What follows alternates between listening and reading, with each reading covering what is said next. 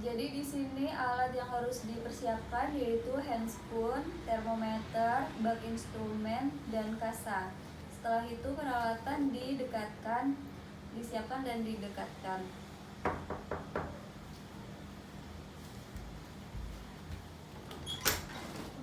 Waalaikumsalam. Silakan duduk Pak, Bu. Silakan.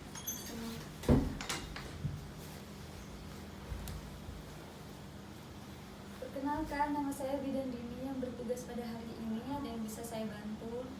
Iya Bu, saya mau tanya bagaimana cara merawat dedek nih sehari-hari. Soalnya ini saya baru punya anak pertama ini. Oh, iya. Kita data dulu ya. Ibunya namanya? Nama saya Mila Bu, Usia? 25 tahun. Ini anak keberapa, Bu? Anak pertama. Sebelumnya nggak pernah ini ya, keguguran ya? Tidak Bu. Jadi di sini keluhannya belum pernah melakukan perawatan bayi ya, dikarenakan baru melahirkan ya Bu? Iya. Sehat? Alhamdulillah. Kita lakukan pemeriksaan dulu ya.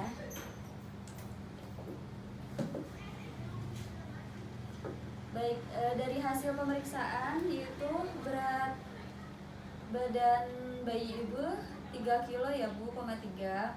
Nah, jenis kelaminnya perempuan. Panjang badannya 48 cm. Ibu di sini belum pernah melakukan perawatan. Jadi saya akan memberikan penjelasan terhadap ibu untuk bagaimana cara perawatan bayi sehari-hari ya Bu. Jadi Bu di sini mengenai perawatan bayi sehari-hari itu sangat perlu diperhatikan. Apabila ada keganjalan segera ke nakes, karena bayi itu sangat sensitif dan rentan terkena kuman atau penyakit yang lainnya. Di sini dari segi nutrisi ya, kan bayi ibu itu baru lahir, jadinya asupan nutrisinya itu didapat dari ASI ibu. Pokoknya nanti selama 6 bulan dikasih ASI ibu. Nah, sedangkan untuk jangka waktu pemberian ASI-nya itu 2-3 jam sekali, paling lama 4 jam. Jadi itu harus terpenuhi asupan nutrisinya. Untuk menjaga kebersihannya yaitu cukup sering mengganti popoknya.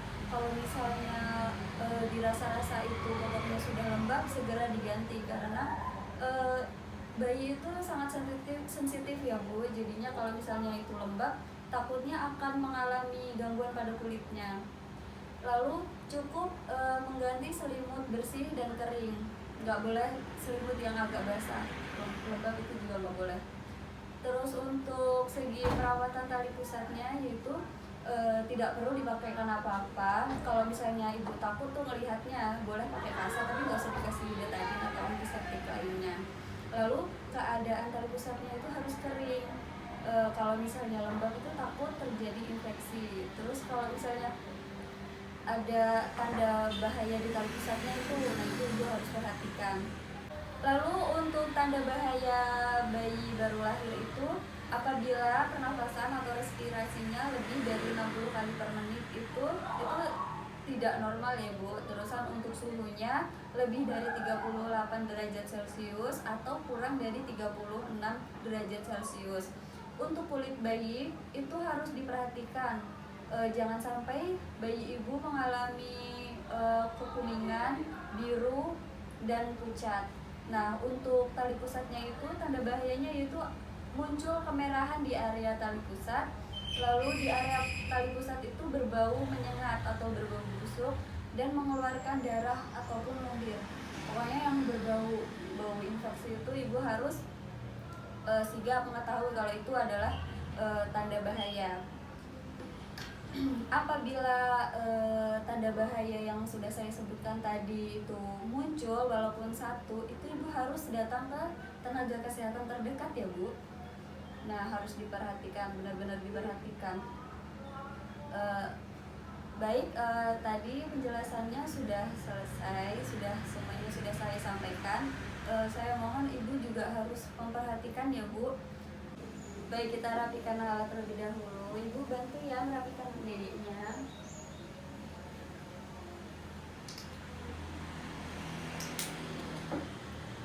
Baik, dari penjelasan saya tadi ada yang ingin ditanyakan, Bu? Sudah ada Bu, sudah jelas. Sudah jelas. Nah, kalau misalnya sudah jelas, apakah Ibu bisa menjelaskan ulang walaupun sedikit, nggak apa-apa deh. Ya, jadi harus disusui yang paling sedikit 2 sampai 3 jam, terus paling lama 4 jam sekali. Kemudian kalau ada tanda bahaya, bayi segera dibawa ke tenaga kesehatan, seperti kalau misalkan bayinya demam, terus temennya tuh tali pusatnya infeksi, ada tanda-tanda infeksi, segera dibawa ke fasilitas kesehatan. Nah, jadi Ibu sudah paham ya. Nah, nanti ini untuk kontrol ulangnya itu minggu depan ya Bu. Ibu bisa bawa ke tenaga kesehatan ataupun bisa datang ke sini langsung. Baik, jika tidak ada pertanyaan lagi, saya rasa cukup. Terima kasih ya Bu. Terima kasih Bu. Semoga sehat-sehat ya adiknya. Ya,